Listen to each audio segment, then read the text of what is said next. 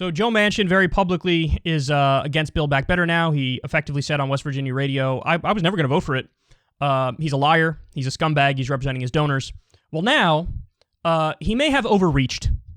And when I say that, what I mean is constituencies that generally have stood by Manchin are now turning on him. So take a look at this. Kim Kelly, great labor reporter, says, Manchin has lost the coal miners with his latest betrayal. As the UMWA notes here, Build Back Better would have extended the fees coal companies now pay to fund benefits for black lung victims. Without it, that necessary burden shifts to the taxpayers.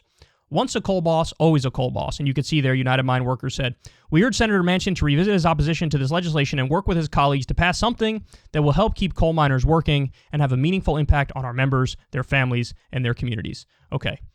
I want to give you more of the statement here from the Coal Miners Union because it's actually, I think it's very substantive. So they say the Build Back Better legislation includes several items that we believe are important for our members and their communities, some of which are part of the UMWA's Principles for Energy Transition that we laid out last spring. Quote, the bill includes language that would extend the current fee paid by coal companies to fund benefits received by the victims. This is the black lung part that we just went through. The bill includes language that will provide tax incentives to encourage manufacturers to build facilities in the coal fields that would employ thousands of coal miners who have lost their jobs. We support that and are ready to help supply those plants with a trained professional workforce, but now the potential for those jobs is significantly threatened.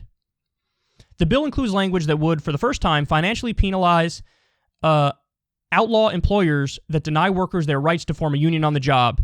This language is critical to any long-term ability to restore the right to organize in America in the face of ramped-up union busting by employers. But now there is no path forward for millions of workers to exercise their rights at work. For those and other reasons, we are disappointed that the bill will not pass. We urge Senator Manchin to revisit his opposition to this legislation and work with his colleagues to pass something that will help coal miners working and have a meaningful impact on our members, their families, and their communities. Joe Manchin lost the Coal Miners Union. Look, it's a failure at every level. It's a failure of the media to report the truth. It's a failure of the Biden administration to twist arms. It's a failure of Joe Manchin to listen to his constituents instead of his donors. It's a failure of the left from not sticking with the fight and keeping the bills linked and applying pressure. And this is why people are cynical about politics, because you have this bill where all the provisions are popular, really popular. It would have made a big difference in a lot of people's lives. And it just seemed from the beginning it had an uphill battle. Well, in a country that's supposed to be a democracy, why does it have an uphill battle? Why is that the case? And we know why it's the case. Because in every election, people are voting for the lesser of two evils, and it's a matter of competing donor sets, and then whoever you get in there, whoever gets in there is bought.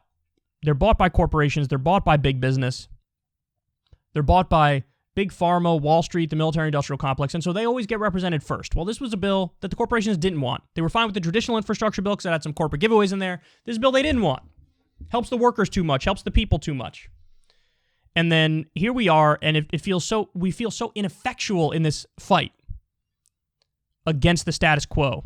Well, look, like I told you from the beginning, I don't buy the notion that there's no hope, because if you say that, what you really believe is politics are stagnant, and they're not. They're just not. Politics are incredibly fluid. Things always ebb and flow and change, and minds can be shifted even through trickery and deceit and pressure.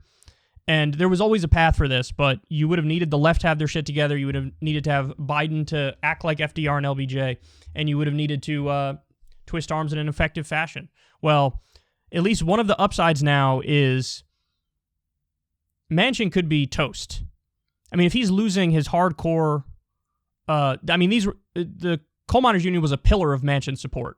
If you're even losing them, then in other words, he's looking like he's in a Kyrsten Sinema-like situation where the polls came out of Arizona and literally any generic Democratic primary challenger against Kyrsten Sinema is up.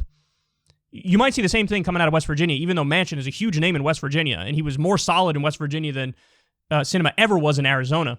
But this might be a sign of what's to come unless and until Manchin course corrects to some degree. But either way, yet again, we have another story here where organized labor at the end of the day is doing the right thing. In fact, we have a story coming up on unions in a second here that shows how if anybody's leading the way for left victories, it's unions.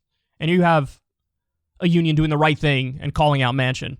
And that's definitely one of the things that we need to lean more into heavily going into the new year here, is that the one portion of the left that appears to consistently now be on the offense when they used to be on the defense is unions. And so one of the answers is a lot more organizing and a lot more aggressiveness. And if it's the union movement that's leading the way into the future for paving a path for politics to be less shitty, I'm here for it.